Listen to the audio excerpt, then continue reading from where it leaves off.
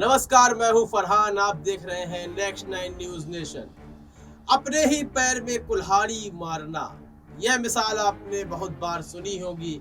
इसके कई उदाहरण भी देखे होंगे, लेकिन मौजूदा समय में एक उदाहरण ऐसा ही और देखने को मिला। कौन है आखिर वह? देवेंद्र फडणवीस, महाराष्ट्र के मुख्यमंत्री, पूर्व मौजूदा डिप्टी सीएम, उप मुख्यमंत्री देवेंद्र फडणवीस।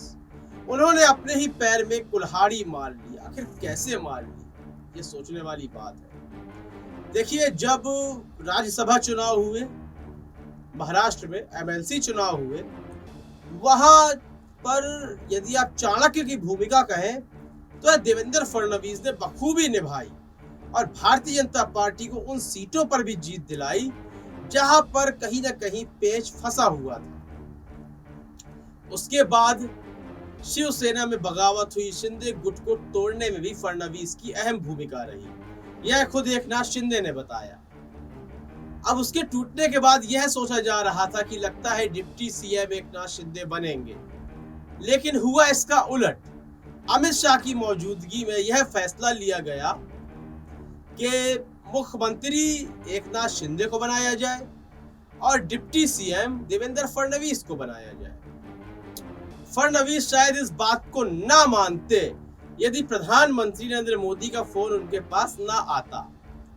प्रधानमंत्री नरेंद्र मोदी का फोन आता है और डिप्टी सीएम का पद स्वीकार करने के लिए तैयार हो जाते हैं देवेंद्र फडणवीस। अब बारी थी मंत्रालय बंटने की कि आखिर कौन सा मंत्रालय किसे दिया जाए। तो मंत्रालय भी दिए जाते हैं। तो सबको भरोसा था, पूरा यकीन था कि देवेंद्र फडणवीस गृह मंत्री बनेंगे, गृह मंत्रालय संभालेंगे। जब वह वक्त करीब आया तो वहां भी अमित शाह मौजूद थे। अमित शाह की मौजूदगी में देवेंद्र फडणवीस को गृह मंत्रालय नहीं दिया गया, बल्कि गृह मंत्रालय दिया गया चंद्रकांत पाटिल को। वही चंद्रकांत पाटिल जब देवेंद्र फडणवीस महाराष्ट्र में मुख्यमंत्री थे, तब चंद्रकांत पाटिल ही गृह मंत्रालय संभालते थे और महाराष्ट्र बीजेपी के अध्यक्ष भी हैं, यानी प्रदेश अध्यक्ष हैं चंद्रकांत पाटिल। तो ना ही सीएम बन पाए। देखिए, डिप्टी सीएम का पद कितना अहम होता है यह आप सब जानते हैं। यह एक सांत्वना पुरस्कार जैसे मिलता है ना, उस तरह से सांत्वना दी जाती है आपको डिप्टी सीएम बना के। कब कब गैर मौजूदगी रहेगी सीएम की, कब कब डिप्टी सीएम उनका पद संभालेगा, यह बहुत दूर की बातें होती हैं। लेकिन फिर सबसे अहम पद जो होता है गृह मंत्रालय का, वह भी नहीं दिया गया देवेंद्र फडणवीस को। क्या अमित शाह देवेंद्र फडणवीस को उठता हुआ नहीं देखना चाहते?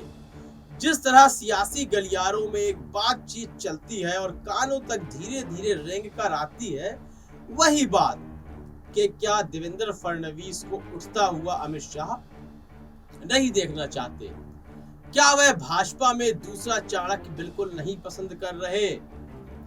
जिस तरह महाराष्ट्र में राज्यसभा और एमएलसी के चुनावों के बाद देवेंद्र फडणवीस की चारों तरफ से वाहवाही हो रही थी, क्या अमित शाह को वह बेचैन कर रही थी वाहवाही?